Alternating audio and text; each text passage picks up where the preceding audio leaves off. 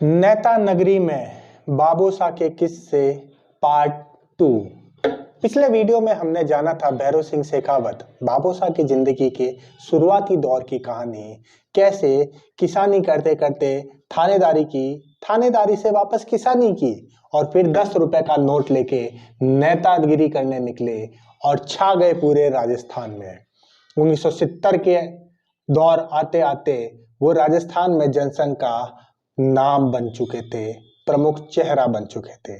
1971 का लोकसभा में बाड़मेर का चुनाव हारे अमृत नाहटा से और 72 में विधानसभा चुनाव हारे जनार्दन गहलोत से जयपुर की गांधीनगर सीट से। इसके आगे की कहानी को हम बढ़ाते हैं। इस बार इस आगे की कहानी में हम बात करेंगे भैरव सिंह शेखावत के पॉलिटिकल मैनेजमेंट की।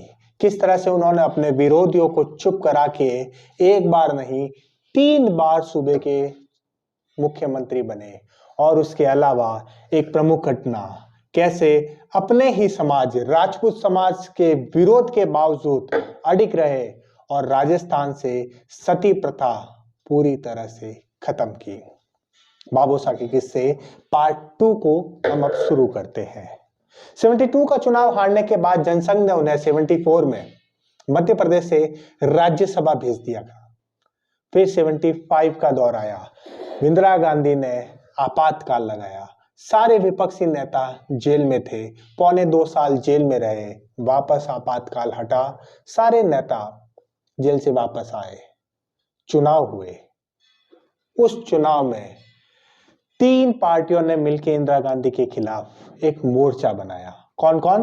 कांग्रेस के बुजुर्गों की पार्टी जो इंदिरा गांधी से अलग हुई थी, कांग्रेस ओ मोरारजी वाली, और लोकदल चौधरी चरण सिंह जी वाली, और जनसंघ। इन तीनों का एक मिला जुला मोर्चा चुनाव में लड़ा और 152 सीटें, 200 विधानसभा वाली राजस्थान की 152 सीटों में 1977 में ये मोर्चा विजयी रहा। लेकिन चीफ मिनिस्टर कौन बनेगा? दावेदार 3 थे। जनसंघ की तरफ से भैरव सिंह शेखावत जो विधायक नहीं थे, राज्यसभा में थे। कांग्रेस ओ की तरफ से उनके बुजुर्ग नेता, उनका दावा सबसे मजबूत था, मास्टर आदित्येंद्र। मास्टर आदित्येंद्र कांग्रेस के बुजुर्ग नेता, स्वतंत्रता सेनानी और सबसे सीनियर नेता थे। उनका दावा सीनियरिटी के हिसाब से बहुत मजबूत था। और उसके अलावा चौधरी चरण सिंह जी के लोकदल से दौलत राम सारण, वो चूरू से सांसद थे। लेकिन वोटिंग हुई और वोटिंग में भैरव सिंह शेखावत के पक्ष में 152 में से 110 वोट पड़े, 42 वोट आदित्येंद्र की तरफ पड़ गए। कारण क्या? लोकदल और जनसंघ, चौधरी चरण सिंह और वाजपेयी और लाल कृष्ण आडवाणी की जनसंघ के बीच में एक समझौता था कि राजस्थान हरियाणा के अंदर हम आपके मुख्यमंत्री दावेदार को सपोर्ट करेंगे और यूपी बिहार छत्तीसगढ़ में आप हमारे मुख्यमंत्री दावेदार को सपोर्ट करेंगे। जनसंघ के अंदर की एक पॉलिटिक्स थी जिसमें कांग्रेस से अलग हुआ बुजुर्गों का दल अलग थलग था और लोकदल और जनसंघ के बीच एक अंडरस्टैंडिंग थी। इसी अंडरस्टैंडिंग के चलते भैरव सिंह शेखावत पहली बार सूबे के गैर कांग्रेसी चीफ मिनिस्टर बने। सबको लगा था कि भैरव सिंह शेखावत आगे बढ़ जाएंगे, लेकिन उन्होंने एक कदम पीछे किया। मास्टर आदित्येंद्र के पांव छुए, उनको सम्मान दिया और फिर चीफ मिनिस्टर की कुर्सी पर जाकर आसीन हुए। ये था राजस्थान के बाबूसा की मिले राजस्थान के संस्कार, जिनका उन्होंने परिचय दिया। 1980 का दौर आया। 1980 में इंदिरा गांधी प्रधानमंत्री बनते ही सारी जनसंघ की सरकारों को बर्खास्त कर दिया। राजस्थान की भी सरकार बर्खास्त हो गई। क्यों हुई? क्योंकि जब 77 में मोरारजी प्रधानमंत्री बने थे तो उन्होंने जनादेश को आधार बना के कांग्रेस की सारी राज्य सरकारों को बर्खास्त कर दिया था। उसी आधार पर वापस जब इंदिरा गांधी प्रधानमंत्री बनी, उसने जनसंघ की सारी, जनता पार्टी की सारी सरकारों को बर्खास्त कर दिया। जनता पार्टी के भी टुकड़े हो चुके थे, जनसंघ खत्म हो चुका था और नया दल बना था भारतीय जनता पार्टी। भारतीय जनता पार्टी के संस्थापक सदस्य बने भैरों सिंह शेखावत। लेकिन तब तक इंदिरा गांधी फुल फॉर्म में थी, अपनी लोकप्रियता को वापस पा चुकी थी और प्रधानमंत्री बन चुकी थी। ऐसे में राजस्थान में 1990 तक जनसंघ नहीं, भारतीय जनता पार्टी का दौर नहीं आया, कांग्रेस का ही दौर चला। वैसे हमने जब चीफ मिनिस्टर, राजस्थान के चीफ मिनिस्टर वाला वीडियो आपको बताया था, तो हमने आपको बताया था कि कांग्रेस में अंदर इस वक्त हरिदेव जोशी और शिवचरण माथुर का अंतरकलह बहुत बढ़ चुका था। कांग्रेस ने ताश के पत्तों की तरह चीफ मिनिस्टर फेंके और बदले, लेकिन कांग्रेस सत्ता में बनी रही। पहले इंदिरा गांधी की लोकप्रियता, उसके बाद इंदिरा गांधी की हत्या के बाद राजीव गांधी की लोकप्रियता, उसी के आधार पर 10 साल तक कांग्रेस का शासन रहा। बात करते हैं 1987 में। भैरों सिंह शेखावत विपक्ष के सबसे बड़े नेता थे। ऐसे में सती प्रथा, जी हाँ, वैसे तो 1829 में कानून बना के सती प्रथा को भारत से खत्म कर दिया गया था, लेकिन आजादी के बाद भी और आजादी से पहले भी राजस्थान में गुपचुप तरीके से सती प्रथा को चालू रखा गया। कुछ समाज में सती प्रथा को बड़ा आदर दिया गया और सती प्रथा निरंतर चलती रही। आजादी के बाद शायद सती प्रथा 30 से 35 बार राजस्थान में सती प्रथा के ऐसे कांड हुए जहां पर पति की मौत के बाद पत्नी को जिंदा चिता पे लेटाया गया। यही दौर आया सीकर के देवराला गांव, भैरों सिंह शेखावत के खुद के गांव में, सीकर में एक 18 साल की सती बनी रूप कंवर। हाई कोर्ट उस वक्त बहुत कठोर था। हाई कोर्ट ने आदेश दिए थे कि इस सती प्रथा का महिमा मंडल नहीं किया जाए, लेकिन देवराला गांव में 5 लाख राजपूत इकट्ठे हो गए और उन्होंने सती प्रथा का महिमा मंडल करना शुरू किया।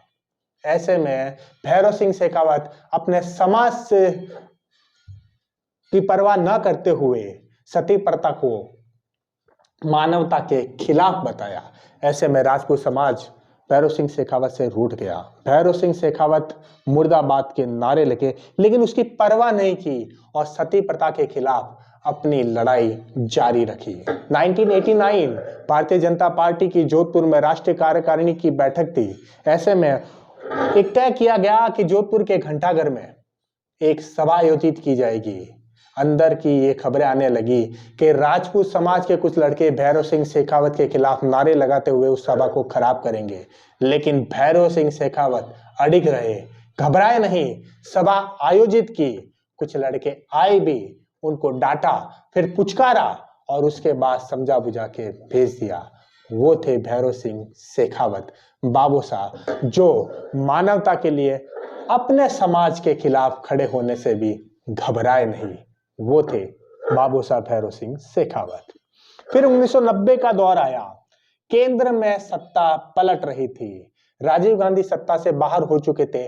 89 में वीपी सिंह का जन मोर्चा सत्ता में आ चुका था। वीपी सिंह सरकार में प्रधानमंत्री थे बीजेपी के समर्थन से।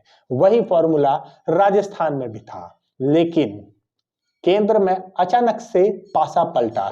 राजीव गांधी ने बागी चंद्रशेखर को समर्थन देकर वीपी सिंह को सत्ता से बेदखल कर दिया और चंद्रशेखर को प्रधानमंत्री बना दिया। इधर जनता पार्टी, समाजवादी जनता पार्टी और बीजेपी, जो जन मोर्चा था, उन्होंने चुनाव लड़ा। 1990 के चुनाव में बीजेपी को 85 सीटें मिली, जनता दल को 55 सीटें। उधर चंद्रशेखर प्रधानमंत्री बन चुके थे। यहां का फॉर्मूला भी खटाई में था। इस मौके को ताक में रखकर, एक मौके को ध्यान में रखे 50 सीटों वाली कांग्रेस, जिसके नेता थे हरदेव जोशी, ने राजीव गांधी को कॉल किया उन्होंने कहा, आप चंद्रशेखर से बात करो, हम यहाँ जनता दल के साथ मिलके नाथूराम मिर्दा, राजस्थान के जाट नेता जो कांग्रेस से अलग होके जनता दल में शामिल हो चुके थे, उसको सीएम बना देते हैं और भारतीय जनता पार्टी को सत्ता से बेदखल रखते हैं। लेकिन उसी वक्त एक और कॉल गया भैरव सिंह शेखावत का सीधा चंद्रशेखर को। एक राजपूत ने दूसरे राजपूत से मदद मांगी, कहा राजपूत होकर जाटों को सीएम बनाओगे। ऐसे में चंद्रशेखर के जनता दल के 55 में से 22 राजपूत विधायक भैरव सिंह शेखावत के साथ आ गए। 85 सीटों पे 22 सीटें जुड़ने के बाद में भैरव सिंह शेखावत बहुमत में आ गए और हरदेव जोशी देखते रह गए। भैरव सिंह शेखावत फिर से चीफ मिनिस्टर बने। फिर दौर आया 1992 का। 6 दिसंबर 1992 बाबरी मस्जिद का ढांचा गिराया गया। PV Narasimha Rao prime minister थे। उन्होंने गुस्से में सारी बीजेपी की सरकारें बर्खास्त कर दी। राजस्थान की सरकार भी गई। 1993 का चुनाव आया। उस वक्त राजस्थान के अलावा बीजेपी का कहीं भी विधानसभा चुनाव में ठीक ठाक परफॉर्मेंस नहीं रहा। राजस्थान में बीजेपी सबसे बड़ी पार्टी बनके उभरी। 95 सीटें थी, कांग्रेस की 76 थी। लेकिन एक गेम था, 21 विधायक इंडिपेंडेंट निर्दलीय जीते थे। ऐसे में एक्टिव हुए भजन लाल, राजस्थान के वर्तमान चीफ मिनिस्टर नहीं दोस्तों, उस वक्त हरियाणा के कांग्रेस के कद्दावर नेता और हरियाणा के चीफ मिनिस्टर भजन लाल एक्टिव हुए। चार्टर प्लेन से जयपुर पहुंचे। कहते हैं उनके साथ 20 से 25 सूटकेस थे, सरकार बनाने आए थे। लेकिन तब तक देर हो चुकी थी। बाबू साहब भैरव सिंह शेखावत ने 10 इंडिपेंडेंट विधायकों को ऑलरेडी अपने साथ मिला दिया था। उस वक्त के राज्यपाल बलिराम भगत ने भी बहुत हाथ पैर मारे, कांग्रेस को मौका देने की कोशिश की, लेकिन उनकी भी एक न चली और आखिरकार अपने प्रखर पॉलिटिकल मैनेजमेंट से बाबू साहब तीसरी बार सूबे के चीफ मिनिस्टर बने। लगा ऐसा कि कांग्रेस बिगड़ती रहेगी और अब राजस्थान में कांग्रेस का दौर नहीं आएगा। लेकिन कांग्रेस का दौर आया 98 में।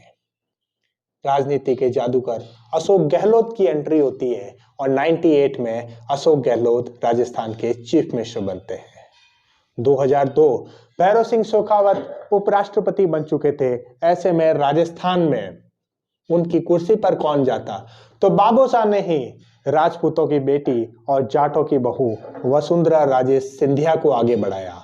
अटल जी को अपनी सलाह दी कि वसुंधरा को आगे बढ़ाए। नतीजा बीजेपी के पक्ष में गया और 2003 में बीजेपी की सरकार आई। भैरव सिंह शेखावत राजनीति से संन्यास लेके उपराष्ट्रपति बन चुके थे। लेकिन 2009 में फिर हड़कंप मचाया। कैसे? उनके जवाई थे दामाद नरपत सिंह राजवी।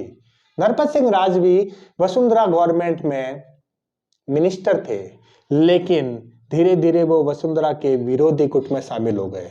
वसुंधरा ने भी उनको किनारे लगाना शुरू कर दिया। ऐसे में 2009 में भैरव सिंह शेखावत जो उपराष्ट्रपति पद से अपना कार्यकाल खत्म कर चुके थे, उन्होंने प्रेस कॉन्फ्रेंस की और डिक्लेयर किया 2010 का लोकसभा चुनाव लड़ूंगा, राजनीति में वापस आऊंगा। ऐसे में पूरे राजस्थान की राजनीति में हड़कंप मच गया, लेकिन ऐसा नहीं हुआ। 2010 का लोकसभा चुनाव बाबू साहब नहीं लड़े और कैंसर की वजह से 2010 15 मई को उन्होंने आखिरी सांस ली। ये थे बाबू साहब। राजस्थान की राजनीति को अगर पढ़ना हो, समझना हो, तो बिना बाबू साहब के ये संभव नहीं। आज भी अगर किसी को राजस्थान की राजनीति को अच्छे से समझना है तो उन्हें बाबू साहब के राजनीतिक जीवन को पढ़ना पड़ेगा। 60 साल से ज्यादा का राजनीतिक जीवन और उसमें एक भी दाग नहीं उनके आस्तीन पर। वो थे बाबू साहब। बाबू साहब भैरव सिंह शेखावत के बिना राजस्थान की राजनीति अधूरी है और अधूरी रहेगी। फिर नैना नगरी में एक और किसी नेता का वीडियो लेकर आएंगे। तब तक लॉजिशियन आंसू के साथ बने रहिए। जय हिंद, जय भारत।